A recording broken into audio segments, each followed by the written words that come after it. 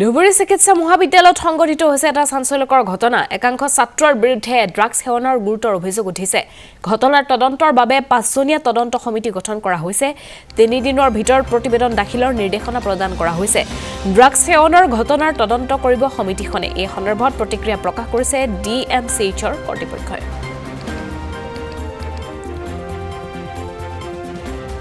আজি আবেলি 3:15 বজাত এটা হোৱাটছএপত বোলে এটা ষ্টুডেণ্টে এখন এপ্লিকেশ্যন দিছে। তো এপ্লিকেশ্যনখনত লিখিছে যে তেওঁক কোনোবা মানুহে ৰাতি মাজে মাজে আজি 3-4 মাহমানৰ পৰা ইনজেকশ্যন দিছে। আৰু তেওঁ কৈছে যে তেওঁ কথাবোৰ তাৰপিছত পাহৰি যায়। তাৰপিছতে লগে লগে তেওঁক মই ফোনত কথা পাতিলোঁ।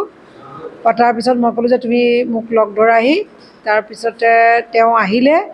আমি এটা ছুপাৰিণ্টেণ্ডেণ্ট, হোষ্টেল ছুপাৰিণ্টেণ্ডেণ্ট, চাইকিয়াট্ৰি ডিপাৰ্টমেণ্টৰ আৰু আমাৰ যিজন মেডিকেল এডুকেশ্যন ইউনিটৰ কোঅৰ্ডিনেটৰ, তেওঁলোকৰ ফ্ৰণ্টত ল'ৰাজনক তেখেতৰ লগত মাতি তেওঁৰ লগত কথা পাতিলোঁ।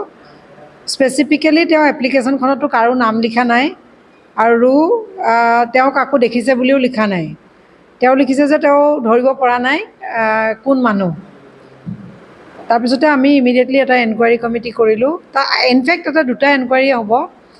এটা আমাৰ কলেজৰ ফালৰ পৰা যিটোতো হ'বই এডমিনিষ্ট্ৰেটিভ এনকুৱাৰী এটা, আৰু এটা আমাৰ এণ্টি ৰেগিং কমিটি, যিহেতু কোনোবা হেৰিয়াত ওলাইছে ৰেগিং নেকি, সেইকাৰণে আমি এণ্টি ৰেগিং কমিটিকো দিছোঁ।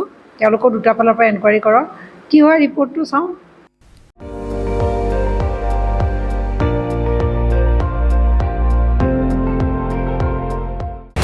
আপুনি চাই আছে ND24, সৰ্বশ্ৰেষ্ঠ নহয় সৰ্বোত্তমৰ দৌৰ।